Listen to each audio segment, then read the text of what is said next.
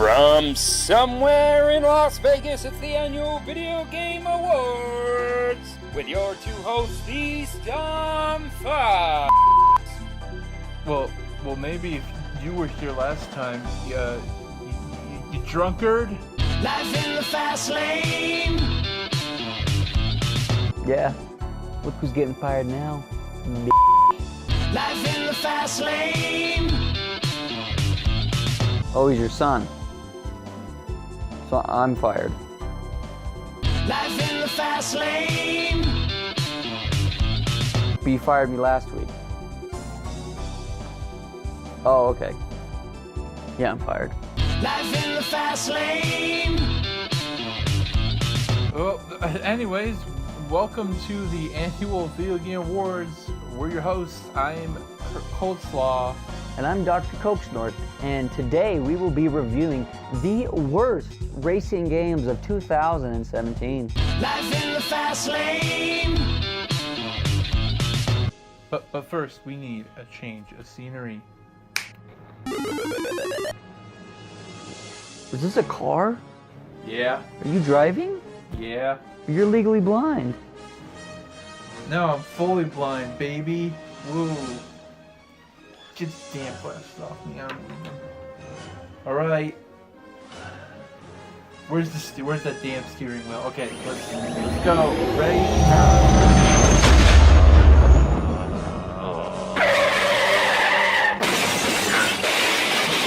Whoa, you hit a freaking wall, you What? You hit a wall! Was there anyone on it? On the wall. Was there anyone on the wall? Yeah, us, our car, everything's on the wall. You made me gassy. I didn't pay for the insurance on this car. Wasn't this a rental? Wasn't this specific? We rented this car just to do this bit. And I didn't expect you to drive it. You can't pay for this.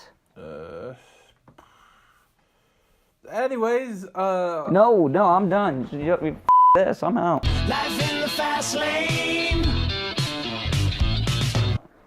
On to our nominees.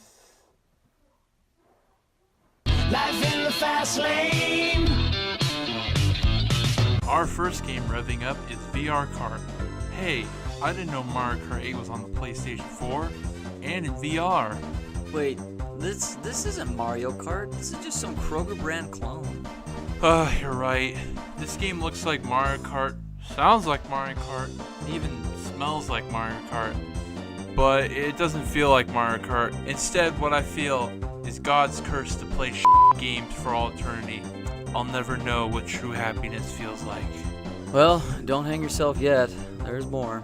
Well, actually, there's not much more. To summarize the gameplay, it's boring. Controls, well, that's all it's got going for it. I mean, The VR doesn't make it more exciting. In fact, it shows how dull and cheaply made this game really is. the customization is weak, and there's too few mini modes for the asking price. If you want to play Mario Kart, don't settle for this. Treat yourself to something nice for once in a while. Otherwise, you'll end up like my Uncle Jimmy, who's been divorced 3 times. Oh, wait, 4 times. Life in the fast lane. Coming up on the curve is Need for Speed Payback. You guys didn't know Need for Speed Payback.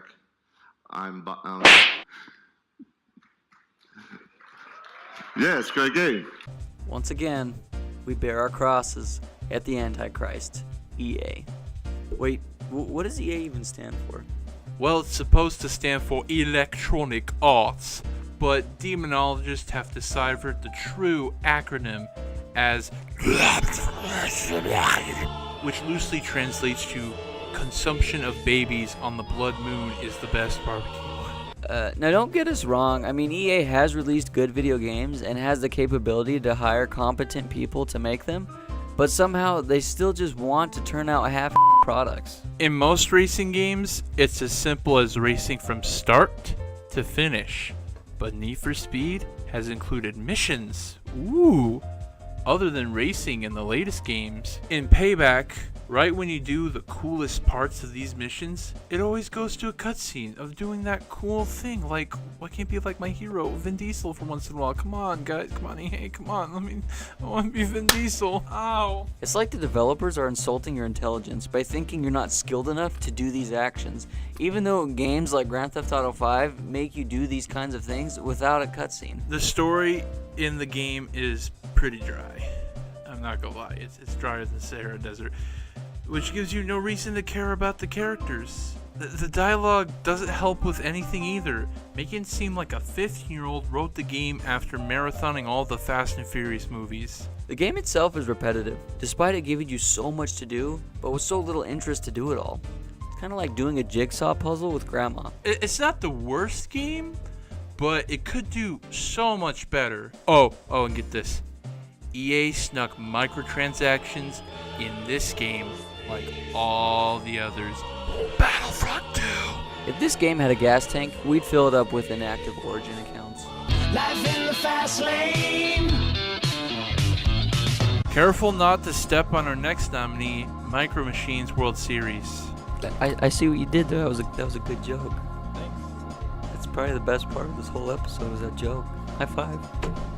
Remember Micro Machines? The tiny toy cars with that commercial where that one guy would speak at ludicrous speed? Miniature replicas of the real things. Micro Machines. Dramatically detailed, stupendously styled, smaller than a nut. This one? Yeah, I remember Hot Wheels. I used to collect a bunch of them. Well, this is Hot Wheels the game. Wow, that sounds sweet. Wait. I just looked at this. This isn't Hot Wheels, this is Micro Machines. Well, then why did you say Hot Wheels? Aren't they just the same thing? The only real difference is relevancy, am I right? Well, let's talk about this game, except there's not much to talk about. I mean, it's Micro Machines. The game controls well, but the gameplay is so unengaging, we'd rather play with actual toy cars. I mean, this is because the variety of cars and tracks is pathetic, and how small it is. It's a penis joke. Might I add, the way to unlock custom parts and skins for your penis cart is through loot boxes, which is proudly displayed on the opening menu, you f***ing scum. Thanks, Hasbro. I know where your heart lies. Your wallet. They're both racing and battle modes that they're not really either fun to play because the battle mode has just congested maps that you don't move anywhere because you constantly are berated by the same players on the same square that you started on. Give me some space, you bastards! Or better yet, maybe the developer should have made a bigger maps. I'm sorry. I'm angry. Let's throw Micro Machines in the microwave and move on. Is that okay? Does that sound good? Just don't breathe it in afterwards. Life in the fast lane. Don't bother to put a helmet on for our next game, Road Rage. Do you miss the Road Rash games? No? Well, Road Rage is here to fill that gap with no consent. This game is set in dystopian future because you know it's gotta be edgy as to impress the kids today. I mean, have you seen Fortnite? Damn, man, that's some hardcore shit. The gameplay's all over the place. It's like the freaking redheaded stepchild who snorted pixie sticks through his ass. The enemy eye doesn't even put up much of a fight as you mow them down with one perfectly lined up swing of your bat. Rag. Guarantee you an easy win. As far as the gameplay goes, you ride your hog in races, you bash racers and pedestrians' heads in, and complete nonsensical missions that range from baby easy to why am I still playing this? I want to die. That wasn't part of the script. I mean, I can't do this anymore. Honestly, the best part about this game is the slow motion granny bashing that the game knows when you're about to do because it's so funny. When you see that shit, boom, there down she goes. Honestly, I'd rather reenact the ending scene of Sons of Anarchy than play this game any further.